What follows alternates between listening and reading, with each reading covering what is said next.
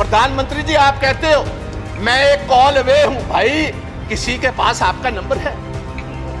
किसके पास आपका नंबर है?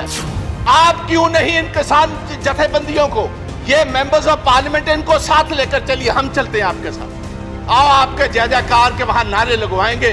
आप इन कानूनों को वापस लीजिए। आप पाकिस्तान को तो छोड़ ही दीजिए भाई, सारा अरब वर्ल्ड आपके खिलाफ, चाइना आपके खिलाफ, रशिया आपके उल्ट चल रहा है।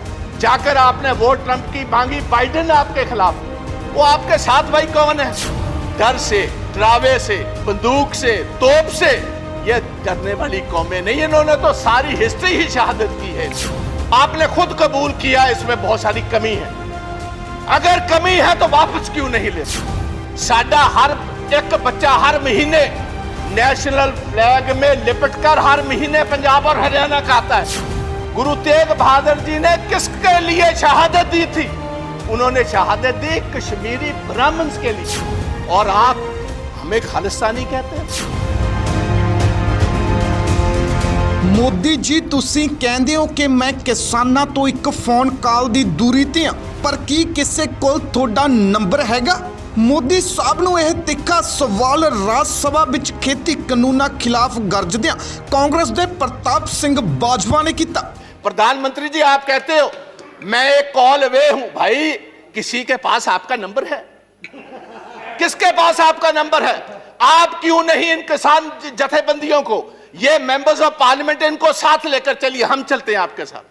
आओ, आपके जय जयकार के वहां नारे लगवाएंगे। आप इन कानूनों को वापस लीजिए। आप 1.5 साल के बाद नए कानून लाइए, सिलेक्ट कमेटी में भेजिए। जितने स्टेक होल्डर्स हैं, किसान जथेबंदियां हैं, किसान हैं, मेंबर्स ऑफ पार्लियामेंट हैं, चीफ मिनिस्टर हैं, हमारे एग्रीकल्चर साइंटिस्ट हैं, उनको कहिए खेती के लिए, किसानों के लिए कौन सी सबसे बेहतरीन कानून है। कॉर्पोरेट्स के लिए नहीं, कॉर्पोरेट्स को हम बेनिफिट नहीं देंगे। ਪ੍ਰਤਾਪ ਸਿੰਘ ਬਾਜਵਾ ਨੇ ਇੱਕ ਕਵਿਤਾ ਰਾਹੀਂ ਸਾਰੀ ਕਹਾਣੀ ਸਮਝਾ ਦਿੱਤੀ ਅਤੇ ਕਿਸਾਨਾਂ ਨੂੰ ਸੰਦੇਸ਼ ਵੀ ਦੇ ਦਿੱਤਾ ਕਿ ਜਾਰੀ ਜੰਗ ਰੱਖਿਓ। ਕਹਿੰਦੇ ਨੇ ਚੀਰ ਦਿੰਦੇ ਨੇ ਪਹਾੜ, ਹੁੰਦਾ ਜਿਨ੍ਹਾਂ ਨੂੰ ਜਨੂਨ, ਰਹਿ ਕੇ ਮੰਜ਼ਿਲਾਂ ਤੋਂ ਦੂਰ ਕਿੱਥੇ ਮਿਲਦਾ ਹੈ ਸਕੂਨ। ਹਾਰਦੇ ਨਹੀਂ ਹੁੰਦੇ ਉਹ ਮਰਦ ਦਲੇਰ, ਬਸ ਹੌਸਲਾ ਬਣਾ ਕੇ ਤੁਸੀਂ ਕਿਸਾਨ ਵੀਰੋ ਰੱਖਿਓ। ਅਸੀਂ ਜਿੱਤਾਂਗੇ ਜ਼ਰੂਰ, ਜੰਗ ਜਾਰੀ ਰੱਖਿਓ। ਅਸੀਂ ਜਿੱਤਾਂਗੇ ਜ਼ਰੂਰ, ਜੰਗ ਜਾਰੀ ਰੱਖਿਓ। ਜੈ ਹਿੰਦ, ਜੈ ਜਵਾਨ, ਜੈ ਕਿਸਾਨ। ਬਾਜਵਾ ਨੇ ਮੋਦੀ ਜੀ ਨੂੰ ਸਾਫ਼ ਸਪਸ਼ਟ ਸ਼ਬਦਾਂ 'ਚ ਚੇਤਾਵਨੀ ਦਿੰਦਿਆਂ ਕਿਹਾ ਕਿ ਲੋਕ ਪਿਆਰ ਨਾਲ ਗੱਲ ਮੰਨ ਸਕਦੇ ਨੇ, ਪਰ ਡਰਾਵੇ ਨਾਲ, ਬੰਦੂਕਾਂ ਨਾਲ ਜਾਂ ਤੋਪਾਂ ਨਾਲ ਇਹ ਡਰਨ ਵਾਲੀ ਕੌਮ नहीं। दुश्मन हमारे बहुत, जो हमारी फॉरेन पॉलिसीज हैं, आप पाकिस्तान को तो छोड़ ही दीजिए भाई, सारा अरब वर्ल्ड आपके खिलाफ, चाइना आपके खिलाफ, रशिया आपके उल्ट चल रहा है। जाकर आपने वोट ट्रंप की मांगी, बाइडेन आपके खिलाफ।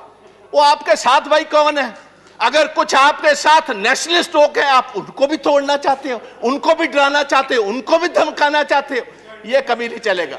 और पंजाबी और सिख विशेष तौर प्यार से तो बात आपकी मान सकते, डर से, डरावे से, बंदूक से, तोप से ये डरने वाली कौमें नहीं। इन्होंने तो सारी हिस्ट्री ही शहादत की है।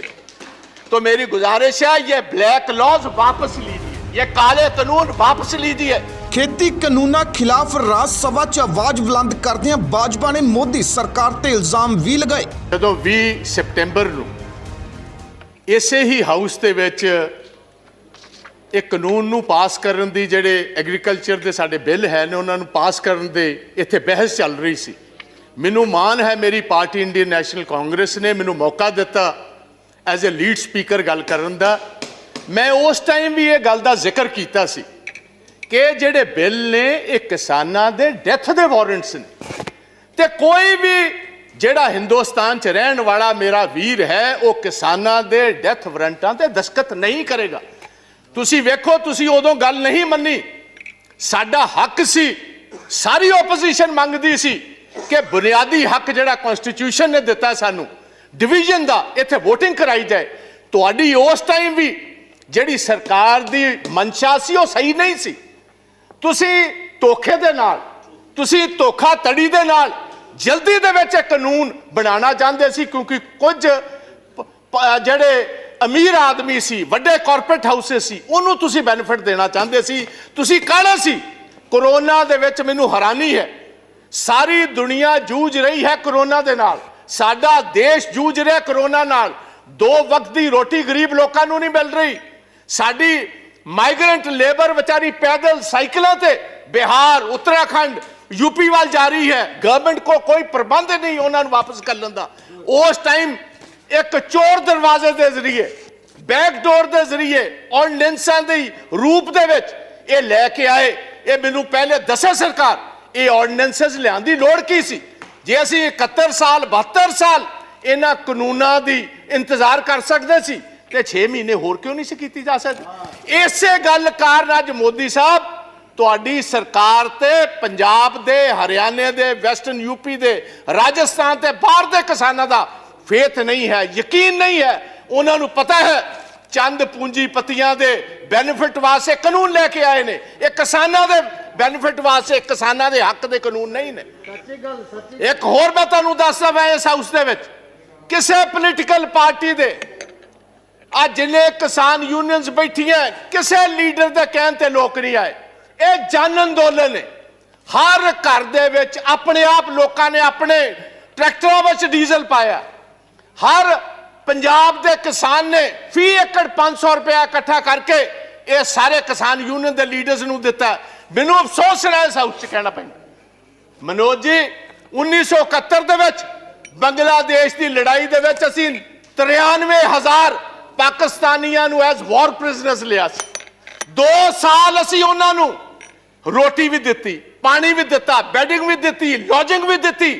ਅੱਜ ਅਸੀਂ ਆਪਣੇ ਕਿਸਾਨ ਵੀਰਾਂ ਨੂੰ ਬਿਜਲੀ ਕੱਟ ਦਿੱਤੀ, ਅੱਜ ਅਸੀਂ ਇੰਟਰਨੈਟ ਕੱਟ ਦਿੱਤਾ, ਅਸੀਂ ਅੱਜ ਉਹਨਾਂ ਤੋਂ ਪਾਣੀ ਕੱਟ ਦਿੱਤਾ, ਅਸੀਂ ਉੱਥੇ ਤਵਾਰਾ ਬਾਬਡ ਵਾਇਰਸ ਐ ਲਗਾ ਦਿੱਤੀਆਂ ਜਿਸ ਤਰ੍ਹਾਂ 1960 ਦੇ ਵਿੱਚ ਬਰਲਿਨ ਵਾਰ ਬਣਾਈ ਜਾ ਰਹੀ ਹੈ।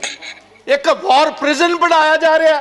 ਅਫਸੋਸ ਨਾਲ ਕਹਿਣਾ ਪੈਂਦਾ ਹੈ ਦੁਨੀਆ ਦੀ ਸਾਰਿਆਂ ਨਾਲੋਂ ਵੱਡੀ ਡੈਮੋਕ੍ਰੇਸੀ ਹੈ।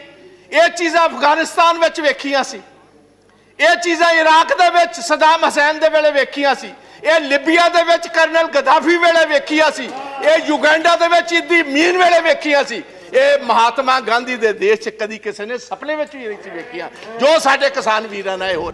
ਬੀਤੇ ਕੱਲ 10-12 ਪਾਰਟੀਆਂ ਦੇ ਲੀਡਰ ਗਾਜੀਪੁਰ ਬਾਰਡਰ ਪਹੁੰਚੇ ਸੀ, ਪਰ ਪੁਲਿਸ ਨੇ ਉਹਨਾਂ ਨੂੰ ਕਿਸਾਨਾਂ ਨਾਲ ਮਿਲਣ ਨਹੀਂ ਦਿੱਤਾ।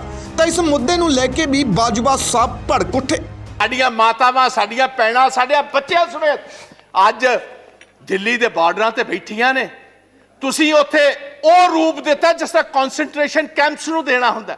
ਕੱਲ 12 ਪਾਰਟੀਆਂ ਦੇ ਲੀਡਰ ਗਾਜ਼ੀਪੁਰ ਗਏ, ਪੁਲਿਸ ਨੇ ਅੰਦਰ ਨਹੀਂ ਜਾਣ ਦਿੱਤੇ। ਕਿਸ ਕਿਸਮ ਦੀ ਡੈਮੋਕ੍ਰੇਸੀ ਹਿੰਦੁਸਤਾਨ? ਪਾਰਲੀਮੈਂਟ ਸੈਸ਼ਨ ਇਨ ਆਪਰੇਸ਼ਨ ਹੋਏ, ਤੁਸੀਂ ਪਾਰਲੀਮੈਂਟ ਲੀਡਰਸ ਨੂੰ ਉੱਥੇ ਜਾਣ ਦੀ ਇਜਾਜ਼ਤ ਨਾ ਦਿਓ। ਇਹਨੂੰ ਅਸੀਂ ਡੈਮੋਕ੍ਰੇਸੀ ਕਹਿੰਦੇ? ਤੁਸੀਂ ਕਹਿੰਦੇ ਹੋ ਸਾਡੇ ਤੇ ਵਿਸ਼ਵਾਸ ਕਰੋ। ਮੈਂ ਤੁਹਾਨੂੰ ਇੱਕ ਸਵਾਲ ਪੁੱਛਣਾ ਚਾਹੁੰਦਾ ਚੇਅਰਮੈਨ ਸਾਹਿਬ, ਤੁਹਾਡੇ ਜ਼ਰੀਏ ਸਰਕਾਰ ਨੂੰ। ਤੁਹਾਡੇ ਐਗਰੀਕਲਚਰ ਮੰਤਰੀ ਜੀ ਨੇ ਇਹ ਗੱਲ ਕਹੀ ਹੈ 1.5 ਸਾਲ ਵਾਸਤੇ ਅਸੀਂ ਇਹ ਕਾਨੂੰਨ ਰਾਖਵੇਂ ਰੱਖ ਦਿੰਦੇ ਹਾਂ, ਇਨਵਾਇਸ 'ਚ ਰੱਖ ਦਿੰਦੇ ਹਾਂ। ਮੈਨੂੰ ਇਸ ਗੱਲ ਦਾ ਫਰਕ ਦੱਸੋ, ਵਾਪਸ ਲੈਣ ਦੇ ਵਿੱਚ ਤੇ ਰਾਖਵੇਂ ਰੱਖਣ 'ਚ ਫਰਕ ਕੀ है? मैं टेक्निकली ये बात पूछता हूं, अगर आप ये कानून को इन एम्बेंस रखते हो उसका मतलब 1.5 साल के लिए ये कानून वापस हो गए। अगर ये वापस हो गए तो भैया क्या आप अकेला मूछ का सवाल बनाए बैठे हो कि किसान माफी मांगेगा तो तब हम मानेंगे? आप ये बात कहने को तैयार हो हम अपने इन कानून में तरमीम करने को तैयार है? ऐसी तरमीम करने तैयार होता मतलब है कानूना विच वड्डी कमी है। आपने खुद कबूल किया इसमें बहुत सारी कमी है। अगर कमी है तो वापस क्यों नहीं लेते? ਲਾਲ ਕਿਲੇ ਦੀ ਘਟਨਾ ਨੂੰ ਲੈ ਕੇ ਕਿਸਾਨਾਂ ਨੂੰ ਅੱਤਵਾਦੀ ਕਹਿਣ ਵਾਲਿਆਂ ਦੀ ਬਾਜਵਾ ਸਾਹਿਬ ਨੇ ਜੰਮ ਕੇ ਕਲਾਸ ਲਗਾਈ ਅਤੇ ਪੁੱਛਿਆ ਕਿ ਤੁਸੀਂ ਸਾਨੂੰ ਦੇਸ਼ ਪ੍ਰੇਮ ਸਿਖਾ ਰਹੇ ਹੋ। ਸਾਡਾ ਹਰ ਮਹੀਨੇ ਇੱਕ ਜਵਾਨ ਤਿਰੰਗੇ ਵਿੱਚ ਲਿਪਟ ਕੇ ਘਰ ਆਉਂਦਾ, ਦੇਸ਼ ਲਈ ਸ਼ਹੀਦ ਹੋ ਜਾਂਦਾ ਤੇ ਸਾਨੂੰ ਤੁਸੀਂ ਦੇਸ਼ ਭਾਵਨਾ ਸਿਖਾਵੋਗੇ। ਲਾਲ ਕਿਲੇ ਦੇ ਉੱਤੇ ਜੋ ਕੁਝ ਹੋਇਆ 26 ਜਨਵਰੀ ਨੂੰ ਸਾਨੂੰ ਬੜਾ ਅਫਸੋਸ, ਸਾਨੂੰ ਬੜਾ ਦੁੱਖ ਹੈ। As a Punjabi, as a Sikh, I condemn that whole incident what happened। ਸਾਨੂੰ ਤੁਸੀਂ ਨੈਸ਼ਨੈਲਿਟੀ ਨਾ ਸਿਖਾਓ। नेशनलिज्म साडा हर एक बच्चा हर महीने नेशनल फ्लैग में लिपट कर हर महीने पंजाब और हरियाणा का आता है। आप हमें नेशनलिज्म सिखाएंगे भाई? आप उनको खालिस्तानी कह रहे हो जो लाल किले की, क्योंकि बहुत सारे लोग हिस्ट्री नहीं जानते। हमारे 9वें गुरु गुरु तेग बहादुर महाराज गुरु तेग बहादुर जी ने किसके लिए शहादत दी थी? उन्होंने शहादत दी कश्मीरी ब्राह्मण्स के लिए। कश्मीरी ब्राह्मण पंजाब में गुरु तेग बहादुर जी के पास आए कि औरंगजेब हर रोज जनायु उतारता है, तलवार के ताकत के साथ वो हमें कन्वर्ट करता है, हमारे धर्म को तब्दील करता है। आप इन पिटीशन हमारे साथ चाहिए। जैसे कोई वकील लेकर जाता है, वो इन पिटीशन लेकर औरंगजेब के पास आए और औरंगजेब ने इसी लाल किले से, जिसका आप जिक्र करते हो, इसी लाल किले से ये कहा जो पिटीशन लेकर आए इसका सर कलम कर दिया जाए। वहां उनकी शहादत हुई और उनकी शहादत की याद में जो शीशगंज साहब, शीश कहते हैं गले को, उनकी याद में शीशगंज साहब गुरुद्वारा जो खड़ा है, वो हमारे हिंदू ब्राह्मण कश्मीरियों की वजह से यह शहादत हुई। और आप हमें खालिस्तानी कहते हो? मेरे अपने पिता जो फॉर्मर मिनिस्टर थे, 5 लोगों के साथ पंजाब में 1987 में उनकी शहादत हुई। मेरे अपने बड़े भाई जो ब्रिगेडियर हैं इंडियन आर्मी के, retired, he was the one who was commanding the 192 mountain brigade, जिसने देश के लिए ये टाइगर हिल जीती। He was commanding 192 mountain brigade. आप हमें खालिस्तानी कहते हैं? आप हमें कहते हो एंटी नेशनलिस्ट हैं ये लोग? और मैं ये चाहूंगा on the floor of the house, I demand कि इधर एक सुप्रीम कोर्ट का सिटिंग जज टाइम बाउंड एक इंक्वायरी करे 2 महीने में, ये बताए वो कौन सी ताकतें हैं जिन्होंने, क्योंकि ये जितनी किसान जथेबंदियां हैं इनको टाइम दिया गया था 10 बजे सभी स्टार्ट होंगी दिल्ली के इर्द गिर्द जुलूस जो एक पुलिस के साथ, और 8 बजे कुछ शरारती एलिमेंट्स को यह इशारा कर दिया गया कि जो आपको दिया हुआ रूट है उस पर चलने की जरूरत नहीं, आप तोड़ो इस रूट को, बैरिकेडिंग तोड़ो, सीधी आईटीओ पर पहुंचो। आईटीओ से लाल किला तो बहुत सारों ने देखा ही नहीं था।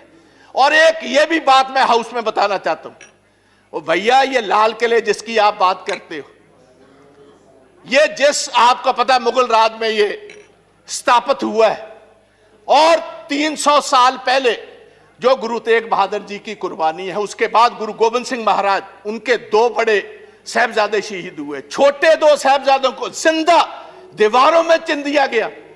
अगर गुरु गोविंद ना होते इस देश की एक शक्ल ही और होती। आप हमें कह रहे हो, किसी को गद्दार कह रहे हो, किसी को आप एंटी नेशनल कह रहे हो। ਵਿਰੋਧੀ ਧਿਰਾਂ ਲਗਾਤਾਰ ਸਰਕਾਰ ਨੂੰ ਘੇਰ ਰਹੀਆਂ ਨੇ। ਹੁਣ ਦੇਖਣਾ ਹੋਵੇਗਾ ਕਿ ਵਿਰੋਧੀਆਂ ਦੀਆਂ ਦਲੀਲਾਂ ਕਿੰਨੀਆਂ ਕੁ ਰੰਗ ਲਿਆਉਂਦੀਆਂ ਨੇ। ਕੇਂਦਰ 'ਚ ਕਾਬਜ ਮੋਦੀ ਸਰਕਾਰ ਤੇ ਇਹਨਾਂ ਦਲੀਲਾਂ ਦਾ ਅਸਰ ਹੁੰਦਾ ਕਿ ਨਹੀਂ, ਇਹ ਤਾਂ ਆਉਣ ਵਾਲਾ ਸਮਾਂ ਹੀ ਦੱਸੇਗਾ। Bureau report, channel Punjab.